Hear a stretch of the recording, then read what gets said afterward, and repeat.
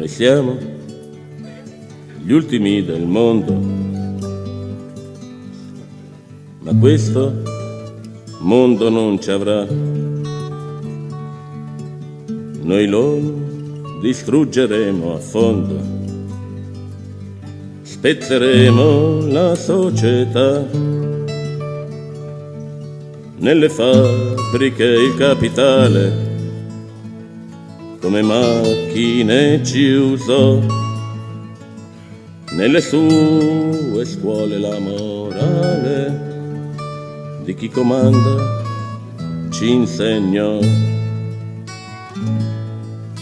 Questo pugno che sale, questo canto che va, è l'Internacional.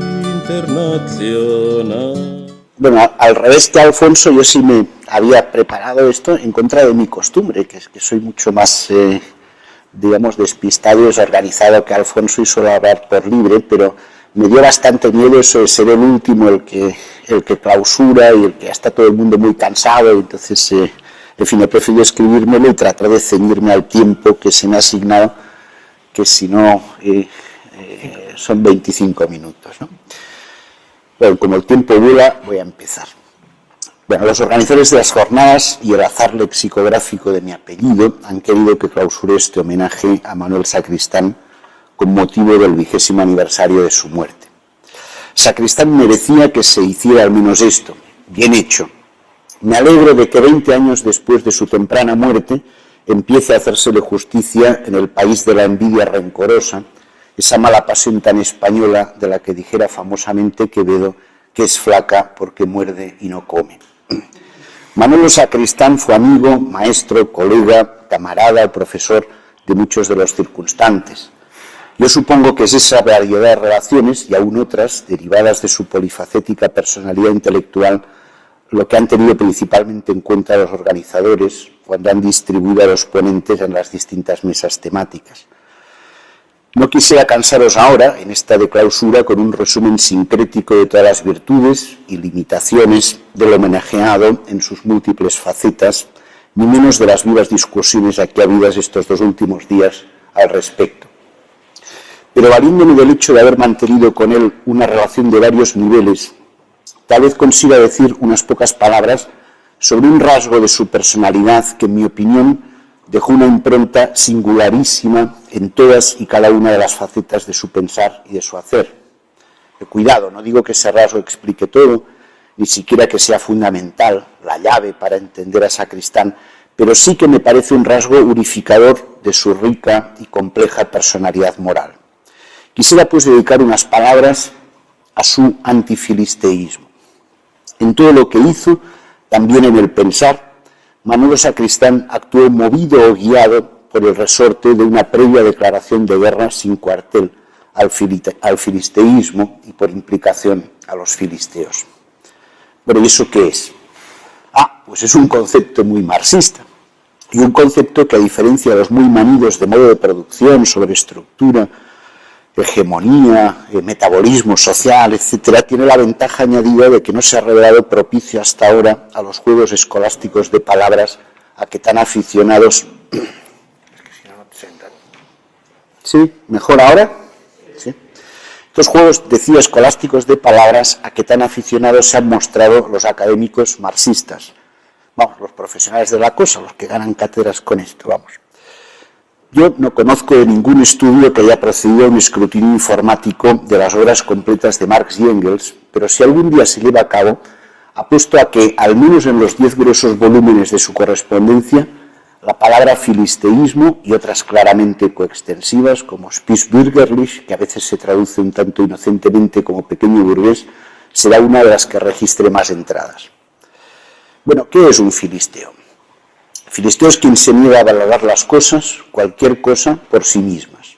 Filisteo es quien no admite, por ejemplo, que se pueda desear conocer algo por el valor mismo de conocerlo, por el mero gusto de satisfacer la curiosidad, la cual, como dijo Aristóteles, el padre del antifilisteísmo filosófico, es el comienzo de todo saber.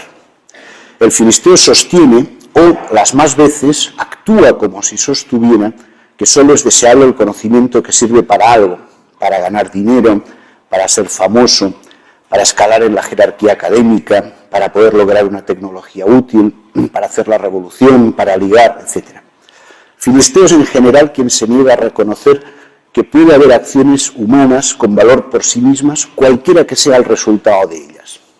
Para la triste vida del filisteo, esta se reduce a un inmenso repertorio de instrumentos, de medios y cadenas enteras de medios puestos al servicio de un fin normalmente heterónomo. Vera Sacristán ha recordado recientemente un refrán castellano que le repetía con frecuencia en la infancia su padre. Primero la obligación, luego la devoción. Bueno, los refranes a veces se quedan cortos, filosóficamente hablando. Son muy raros los refranes filosóficamente redondos, como aquel que a Manolo le parecía el más socrático y profundo del refranero castellano. No hay tonto bueno. Que el dicho de la devoción y la obligación se queda harto más acá de lo que acaso pretende declarar, nos lo prueba el hecho de que, al postergar sus devociones para cumplir con sus obligaciones, el propio Manolo Sacristán procuraba, y creo yo que frecuentemente lograba, cumplirlas con devoción. Y aquí está, me parece, el núcleo más fértil de su antifilisteísmo. Un antifilisteísmo, por cierto, extremista, que no se conforma con declarar que hay algunas cosas que deben buscarse o hacerse por sí mismas, por su valor intrínseco, sino que se adelanta a convertir casi cualquier medio o instrumento en fin. Yo escuché a su amigo de juventud, García Borrón, que desgraciadamente ya no está tampoco entre nosotros, narrar con verdadera delectación la reconcentrada pericia con que el alférez Manuel Sacristán montaba y desmontaba un arma de fuego. Con Gonzalo Pontón, un editor de rara sensibilidad humana e intelectual, hemos comentado alguna vez la pulcritud casi inmaculada de sus originales mecanográficos, de las traducciones, de ese hombrecito cabal que, echado de la universidad, tenía que trabajar pan y lucrando a 59 pesetas con múltiples copias a papel carbón bien corregidas todas.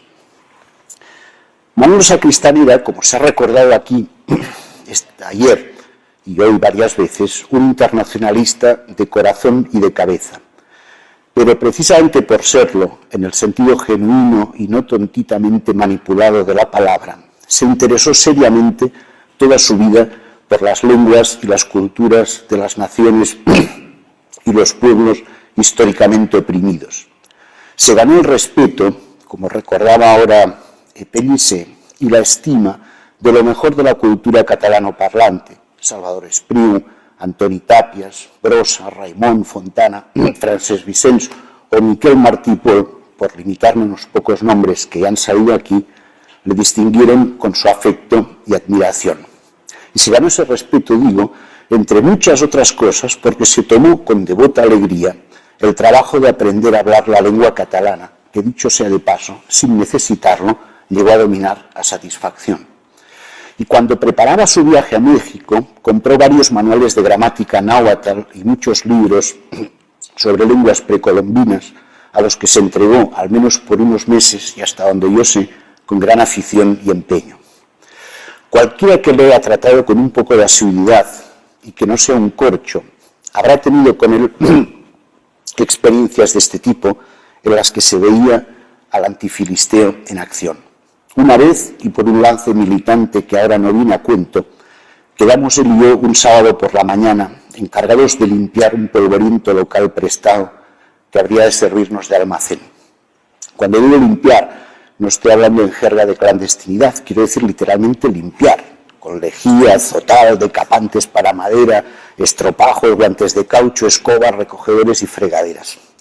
Yo, como os podéis figurar, porque me conocéis muchos bastante, comparecía a la cita con poco más que lo opuesto y más presto a hablar de filosofía y de política con el maestro que a otra cosa. Para mi estupefacción, él se presentó equipadísimo y no solo con el instrumental completo para la limpieza, sino hasta con un mono azul que se enfundó no bien traspasada la puerta del ruinosísimo local. Y se habló de filosofía y se habló de política y de muchas otras cosas. No tendré que decir a estas alturas que era un conversador fascinante, incluso vestido con mono azul. Desde luego que se habló, pero también se limpió, y con alegría y con eficiencia. Nunca en mi llano corta vida he voltado en el suelo y unos estantes tan relucientes. Cuando un ex amigo de los que nunca faltan en la vida, Carlos Barral, trató de difamarle en sus memorias, contando un chisme de juventud, según el cual Manolo habría fingido estar traduciendo improvisadamente del griego un texto que, según Barral, estaba leyendo y vertido a un impecable castellano de Indias. Le pregunté, ¿y eso? Pues yo no lo recuerdo, repuso Manolo ataráxico. ¿Y qué piensas hacer? Ya he hecho. ¿Y qué había hecho? Poner un pleito, escribir una carta a la revista Triunfo, en donde, si no me equivoco, se organizó cierta chillería morbosa con el asunto, replicar con más chismes. Pues no. Lo que hizo fue limitarse a escribir una carta a un viejo editor de una vieja traducción suya del Banquete de Platón, una traducción juvenil hermosísima, por cierto, para asegurarle que la versión castellana que había hecho en su juventud había sido hecha no de segundas, sino directamente del griego. Hice esa traducción porque necesitaba unas perras, esa es la verdad, pero la disfruté mucho, es superlengua el griego. Eso es todo lo que me comentó sobre el asunto. Vuelvo a decir que esta actitud antifilistea, tan homogénea y tenazmente mantenida en todos los planos de su vida, esa actitud, si me permitís, tan filosófica, en el verdadero y original sentido de la palabra, ante la vida, tuvo que tener consecuencias sobre su filosofar técnico-académico. A mí me resulta evidente, también como filósofo profesional y hasta como profesor de filosofía, cuando le dejaron, fue Manolo un antifilisteo, un enemigo de las filosofías y de los filósofos filisteos.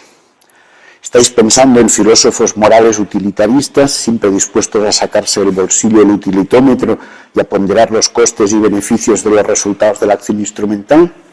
Estáis pensando en epistemólogos positivistones, esos que la caricatura pinta como apologetas de la llamada tecnociencia instrumental. Ah, pero eso es demasiado fácil. Las cosas son más complejas y este asunto del filisteísmo tiene muchas ramificaciones y guarda algunas sorpresas. En su famoso discurso del 27 de mayo de 1933, el rector de Friburgo, Martin Heidegger, desarrolló un ataque en toda regla contra la vieja y veneranda idea de que la ciencia tiene el fin en sí misma. Nada nuevo en él, antes de su paso al nazismo políticamente activo y también después de su desnazificación por los tribunales militares aliados, ya había dejado claro Heidegger que no le gustaba nada, pero nada, eso de que los científicos modernos pusieran el fin de la ciencia en la ciencia misma, colocando la búsqueda de conocimiento bajo la sola y para él frívola tutela del capricho de satisfacer la curiosidad. En una célebre ocasión, el filósofo de la Selva Negra presentó a Galileo como el prototipo de ese extravío, como el verdadero iniciador de la escisión moderna entre la ciencia especializada y el mundo de la vida y la existencia. Heidegger opuso a eso un auténtico saber, que era auténtico para él, como es de sobra conocido, en la medida en que estaba instrumentalmente orientado a un fin, el fin de desvelar el sentido de la existencia del hombre, un fin en apariencia tan noble como indeterminado. Lo verdaderamente nuevo de su discurso como rector es la determinación concreta que hizo en 1933 de aquel fin un tanto misterioso al que la aspiración al saber debía servir instrumentalmente. Esa nueva determinación traía consigo la demolición de la, cito a Heidegger, demasiado celebrada libertad académica, en cuyo fundamento filosófico veía muy bien Heidegger, porque era un genio, que está la idea de que el conocimiento básico, no claro está el aplicado, se busca por sí mismo, es autotélico, por usar jerga aristotélica. En su discurso rectoral, Heidegger oponía a eso el ideal de una universidad en la que la ciencia, lejos de tener el fin en sí misma, y el saber en general, lejos de tener el fin en sí mismos, se convirtieran en una íntima necesidad de la existencia, pasando así a constituirse, cito a Heidegger, en el acaecer básico de nuestra existencia espiritual como pueblo. ¿Y eso qué quiere decir en Román Paladín? Quiere decir que la universidad alemana lejos de seguir siendo una torre de marfil que goza de una autonomía protegida por la libertad académica, en la que idealmente al menos es posible buscar el conocimiento por sí mismo, con independencia de cuáles sean los resultados, debe tener tres vínculos finalistas o instrumentales. Primero, un vínculo, dice Heidegger, con la comunidad del pueblo. Ese vínculo significa para él que los estudiantes deben ser obligados a prestar lo que él llama un servicio laboral que les obliga a trabajar con no académicos. Segundo, un servicio militar, porque hay un vínculo, debe haber un vínculo entre la universidad y el honor y el destino de la nación, y el servicio militar es parte de la existencia en sentido fuerte, filosófico de Heidegger, de la existencia del estudiante, que debe ser instruido militarmente. Y el tercer y último vínculo afirmado por Heidegger es con lo que él llama la tarea espiritual del pueblo alemán. Es urgentísimo, declara, formar a los estudiantes para que sean capaces de prestar un tercer servicio epistémico, Wissensdienst, servicio del saber para el bien del pueblo alemán. Heidegger resumió sus propuestas diciendo que la universidad alemana tenía que orientarse al fin de formar a los futuros, cito, caudillos y custodios del pueblo alemán. Las propuestas de Heidegger no tuvieron mucho éxito, afortunadamente, en su parte constructiva o afirmativa, pero como todo el mundo sabe, sí en su parte destructiva. El nazismo destruyó por completo la vida académica alemana, acaso la más fértil del siglo XX, una aniquilación de la que nunca más se ha rehecho. Hay una divertida conferencia que dieron en cierta ocasión mano a mano Manolo Sacristán y José María Valverde, y cuya transcripción hizo, una vez más, nuestro amigo Salvador López Arnal, creo que del mismo año en que murió, en el 85, ya me corregirá Salva, y ahí Sacristán se mostraba entre estupefacto e indignado por los ya entonces evidentes síntomas de necia degradación finalista e instrumental de la enseñanza superior. Comentaba con ese sarcasmo tan suyo, más demoledor aún que hilarante, varios casos ejemplares, entre los que recuerdo el de un tipo que habría escrito su doctorado en Harvard, en Harvard, sobre el estrés de las esposas de los entrenadores de los equipos universitarios de baloncesto. No, seguro que es mucho más fácil encontrar un sponsor, como se dice ahora, para una investigación así, que debe de ser de tremenda utilidad para gentes con dineros, por ejemplo, para fabricantes de ansiolíticos, que para financiar una investigación básica sobre cualquier cosa simplemente interesante, como por ejemplo la teoría cosmológica de las supercuerdas. Hay que recordar de paso que, en contra de lo que dice una tradición epistemológicamente innata, idiota, decía Sacristán, la ciencia básica es siempre de una utilidad práctica incierta. La teoría científica más famosa del siglo XX, la teoría general de la relatividad, no sirve absolutamente para nada. Ninguna tecnología operativa se funda en ella, no tiene ningún uso industrial. Y ese es el motivo principal de que la investigación científica básica, que con el gran arte plástico, con la gran música o con la gran literatura comparte al menos el rasgo de su perfecta inutilidad ex ante, no se haya financiado nunca a través del mercado y de la inversión privada que persigue el beneficio. Se ha financiado o a través de la universidad pública, como en la mejor tradición europea, o a través del mecenazgo privado más o menos altruista, como en las grandes universidades privadas norteamericanas.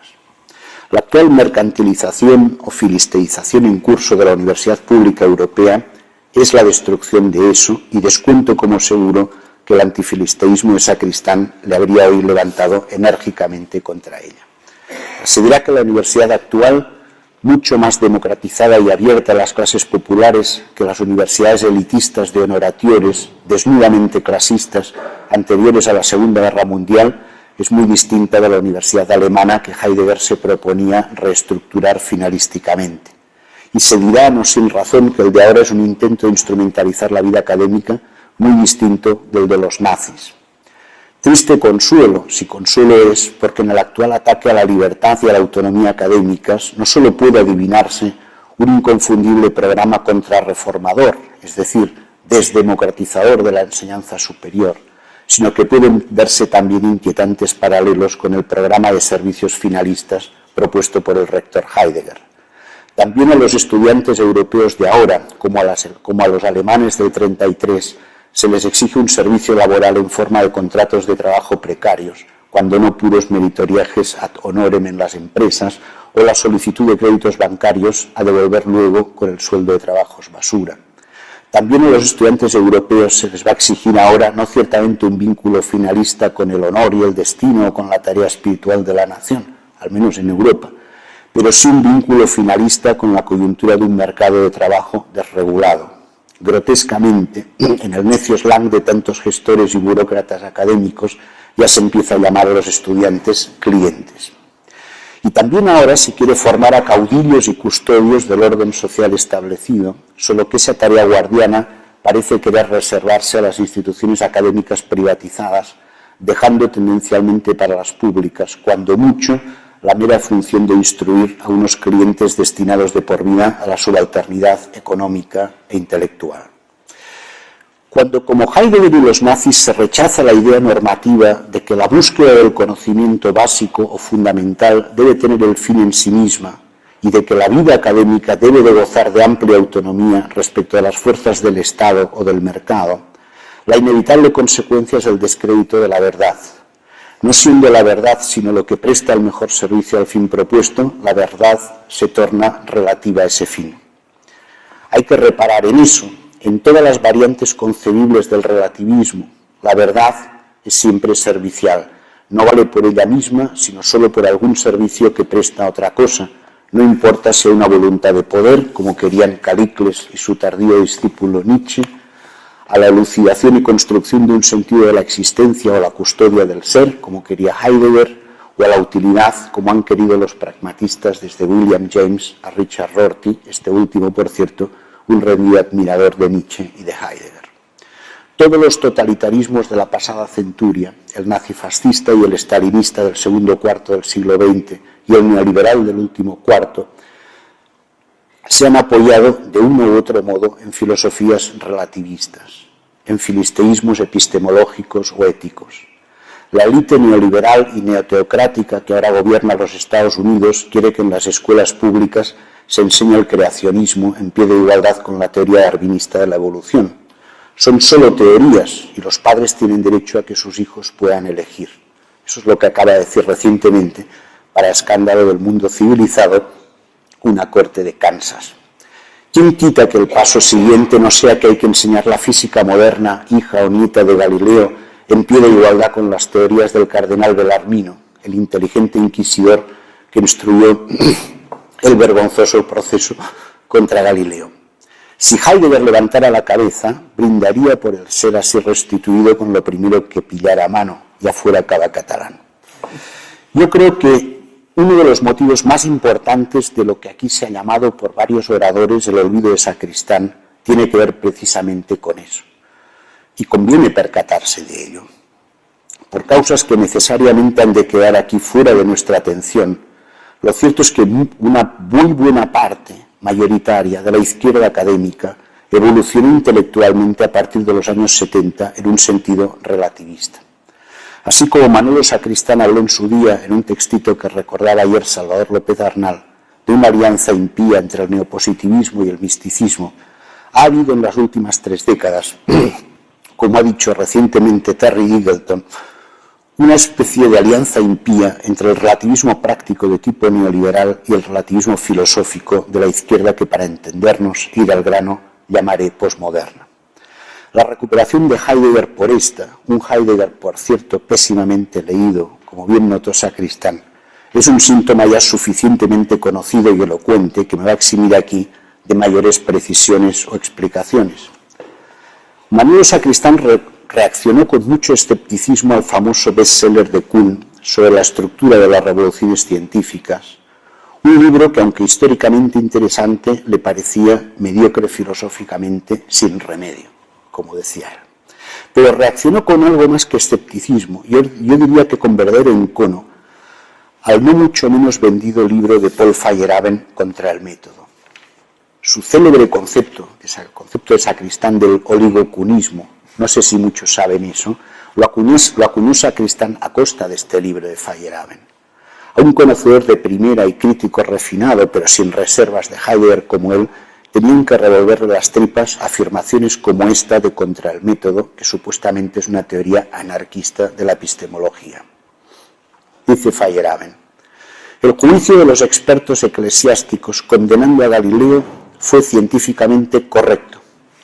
Esos expertos de la Iglesia tenían además unas intenciones sociales correctas, a saber, proteger a los hombres de las trapacerías de los especialistas científicos.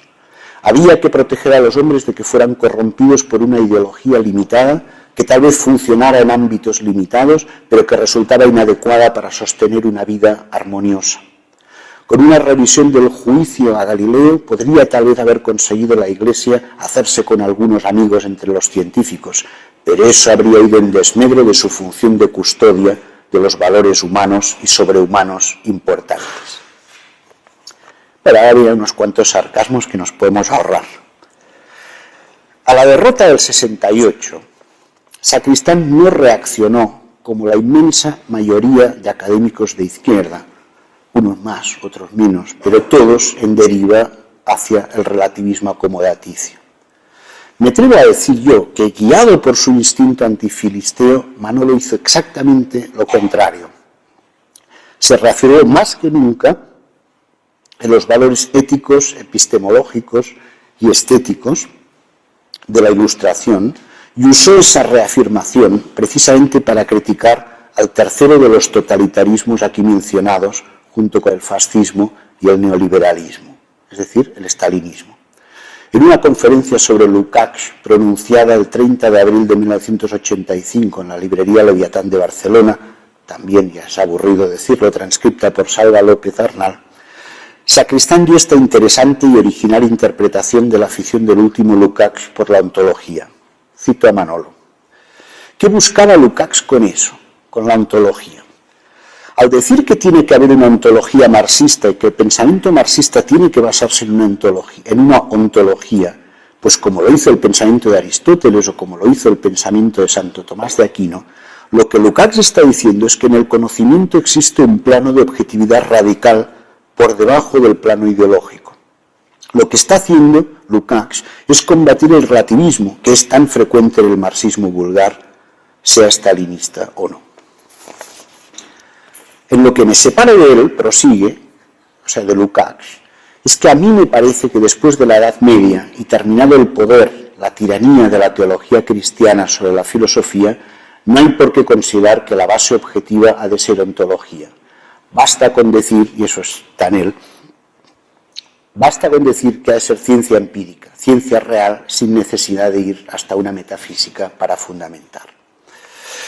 Bueno, tener enfrente a una coalición filistea de tal amplitud, formada por neoliberales, reaccionarios antimodernos, posmodernos recreativos, anarquistas acomodaticios y marxistas vulgares, les advierto a ustedes que no es poca cosa. Y también eso contribuye, en mi opinión, a explicar el olvido de Sacristán del que varios oradores se han quejado estos días. Otra gran socialista casi olvidada hoy, María de Lejárraga, observó en 1932 con agudeza lo siguiente. El altruismo intelectual, decía María de Lejárraga, es mucho más difícil de encontrar que el altruismo sentimental. Es mucho más fácil conseguir de un ser humano que salve la vida a un enemigo con riesgo de la propia que el que discuta con serenidad y buena fe una proposición contraria a su punto de vista con riesgo de dejarse convencer. Pues Manolo Sacristán fue un altruista intelectual de este tipo, no un altruista sentimental, un amante de la verdad y la serenidad movido por un resorte antifilisteo. De momento, purga eso con el olvido y a veces con cosas peores, porque es tal vez peor el mal recuerdo alevoso que el olvido con premeditación. Amigas, colegas, compañeros y compañeras, auguremos el regreso de Sacristán y de María de Lejárraga y de todos los olvidados o semi-olvidados de su estirpe, porque si la humanidad ha de salvarse, será trueque de derrotar al filisteo y por lo pronto al filisteo agazapado que todos llevamos dentro. Gracias por la atención.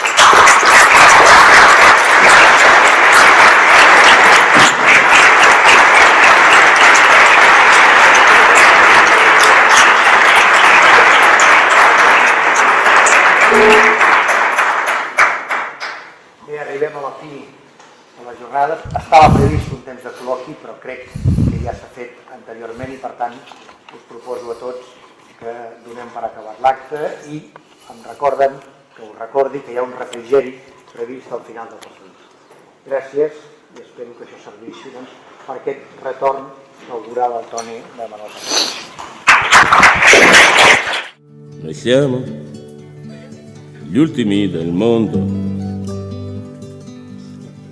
ma questo mondo non ci avrà. Noi lo distruggeremo a fondo, spezzeremo la società. Nelle fabbriche il capitale come macchine ci usò, nelle sue scuole la morale di chi comanda ci insegnò. Questo pugno che sale, questo canto che va, è l'internazionale, un'altra umanità. Questa lotta che è uguale, l'uomo all'uomo farà, è l'internazionale, fu vinta e vincerà. Franco Fortini, 1968, 1971, 1990 e questa è l'ultima versione, 1994.